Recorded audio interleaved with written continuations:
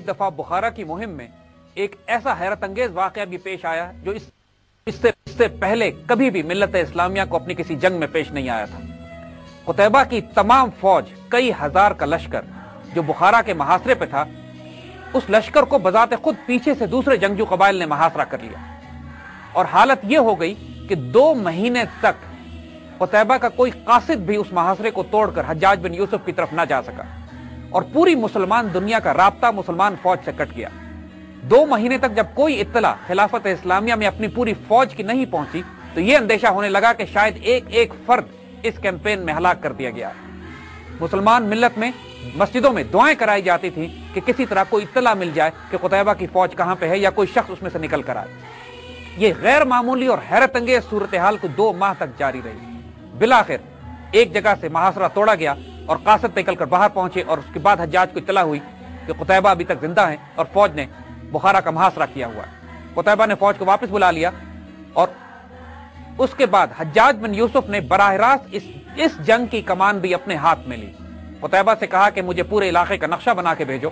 اور جب قتیبہ نے نقشہ بنا کے بھیجا تو پھر حجاج نے بصرہ میں بیٹھ کر، عراق سے بیٹھ کر وہ جنگی حکمت عملی مرتب کی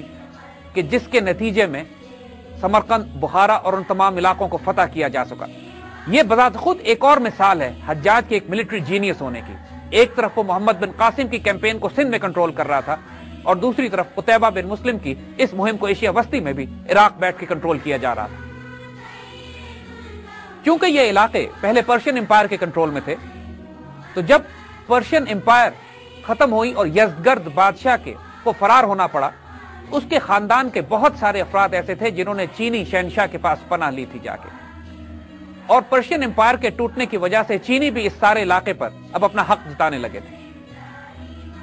جب قتیبہ بن مسلم ماوراء النہر کی طرف بڑھتے ہیں، اس سے پہلے ان کو افغانستان کے تمام صوبوں کو فتح کرنا پڑتا ہے۔ وہ تمام نام جو آج آپ سنتے ہیں، کابل، تالاقان، تخار، ہرات، جوزجان، فاریاب، زابل، یہ تمام وہ علاقے ہیں جن کو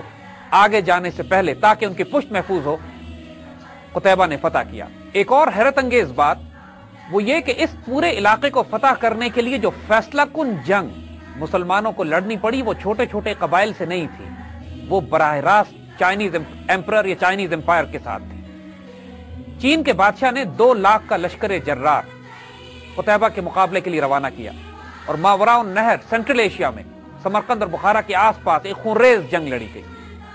اس جنگ کے نتیجے میں تمام چینی لشکر مارا گیا، اور اس کی قیادت کرنے والا چینی شہنشاہ کا بھتیجا، اس کی بھی ہلاکت ہوئی، اور بہت بڑی تعداد میں مال غنیمت مسلمانوں کے ہاتھ آیا۔ مگر اس فتح کے نتیجے میں جو بہت بڑی کامیابی مسلمانوں کو حاصل ہوئی وہ یہ کہ ایشیا وسطی کے ساتھ ساتھ چین کی سلطنت کے بڑے بڑے علاقے بھی مسلمانوں کے قبضے میں آ گئے۔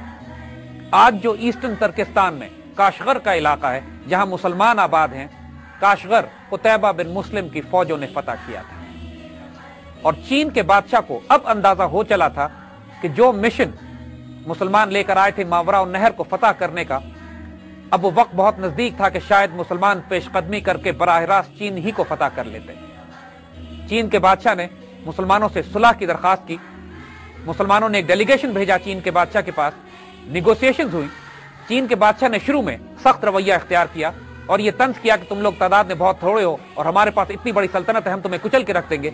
تو جو مسلمان ایلچی چین کے دربار میں گئے تھے، انہوں نے اس سے کہا کہ تم اس سلطنت کو تھوڑا کیسے کہہ سکتے ہو، چھوٹا کیسے کہہ سکتے ہو، جس کا ایک سرا چین میں ہو اور دوسرا سرا دمشق میں اور تیسرا افریقہ کے مغرب میں۔ چین کا بادشاہ روب میں آ گیا اور اس نے مسلمانوں سے معاہدہ کر لیا، اور ایک بہت بھاری خراج مسلمانوں کو ادا کیا گیا۔ یہ آخری حد تھی جہاں تک مسلمان چین میں داخل ہو سکے، اور جو علاقے اس وقت فتح کیے گئے تھے آج بھی وہ چین کے مسلمان علاقے تصور کیے جاتے ہیں۔ یہ وہ حالات تھے کہ جب جس میں حجاج بن یوسف کا انتقال ہو گیا اور قتیبہ بن مسلم کو اپنی یہ مہم یہی روکنی پڑی۔ اس سے پہلے سمرقند، بخارا اور وہ تمام بڑے بڑے شہر جو سلک روٹ پر قائم تھے، وہ تمام مسلمانوں کے ہاتھ میں آ چکے تھے۔ اس مہم کے اختتام پر جو اسٹریٹجک آبجیکٹو تعین کیے گئے تھے، افغانستان آزاد کرایا جا چکا تھا، ماوراء النہر کے تمام علاقے قبضہ کیے جا چکے تھے، سلک روٹ پہ قبضہ کیا جا چکا تھا، چین کے اندر مسلمان پیش قدمی کر کے کاشغر کے علاقے کو فتح کر چکے تھے۔ یہ 2-3 سال کے عرصے میں اس قدر غیر معمولی جنگی کامیابی ہے کہ پوری دنیا کی جنگی تاریخ میں ایسے واقعات کی مثالیں قرون اولیٰ کے بعد نہیں ملتی۔ ان تمام علاقوں کی فتح کے باوجود چین کے ساتھ مسلمانوں کا رویہ ہاسٹائل ہی رہا تھا، اور بالآخر امیت خلافت کے ختم ہونے کے بعد تقریباً 750 عیسوی میں جب عباسی خلافت قائم ہو گئی تھی تو پھر مسلمانوں کو اس علاقے میں چین کے ساتھ ایک فیصلہ کن جنگ لڑنی پڑی۔ اس جنگ نے حتمی طور پر سرحدیں طے کر دی خلافت اسلامیہ کی اور چین کی، جو کہ آج تک سینٹرل ایشیا اور چین کے درمیان قائم ہے۔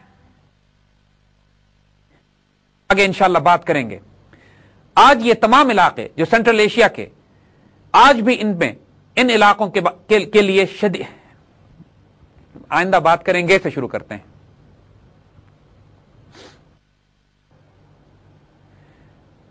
جس طرح 1400 سال پہلے ایشیا وسطی کے یہ علاقے مسلمانوں، چینیوں، روسیوں اور جنگجو قبائل کے درمیان ایک زبردست میدان جنگ بنے ہوئے تھے اور ہر کوئی ان علاقوں سے اپنا حصہ نکالنے کی کوشش کر رہا تھا، ان تجارتی راستوں کی وجہ سے بھی کہ جو چین سے سلک روٹ کے راستے نکلتے تھے اور پوری دنیا میں جاتے تھے، اگر اب یہ غیر معمولی بات لگتی ہے کہ آج بھی یہ علاقے بڑی بڑی طاقتوں کے لیے انتہائی کشش کا باعث ہیں۔ روس، امریکہ، چین، پاکستان، انڈیا، یہ تمام ممالک سینٹرل ایشیا میں رسائی حاصل کرنے کی کوشش کر رہے ہیں۔ اس زمانے کے تجارتی راستوں کی طرح آج بھی یہ علاقے تیل کے خزانوں سے مالا مال ہیں۔